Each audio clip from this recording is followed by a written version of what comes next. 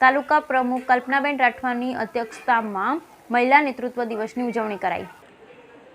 નારીવંદન ઉત્સવનો ચોથો દિવસ મહિલા નેતૃત્વ દિવસ। તાલુકા પ્રમુખ કલ્પનાબેન રાઠવાની અધ્યક્ષતામાં મહિલા નેતૃત્વ દિવસની ઉજવણી।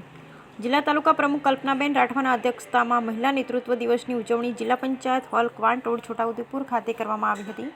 જિલ્લાના વહીવટીતંત્ર અને મહિલા અને બાળ અધિકારીની કચેરી છોટાઉદેપુરના સંયુક્ત ઉપક્રમે યોજાયેલા મહિલા નેતૃત્વ દિવસ નિમિત્તે વિવિધ ક્ષેત્રે ઉત્કૃષ્ટ પ્રદાન કરનાર મહિલાઓનું સન્માન કરવામાં આવ્યું હતું।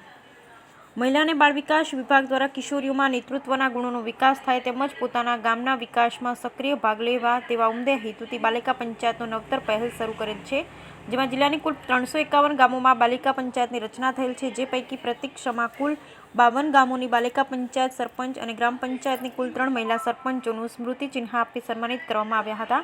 પ્રાકૃતિક કૃષિ કરતા મહિલા પ્રગતિશીલ ખેડૂતોનું સન્માન કરવામાં આવ્યું। વહાલી દીકરી યોજનાના 9 લાભાર્થીઓને મંજૂરી હુકમ આપવામાં આવ્યા।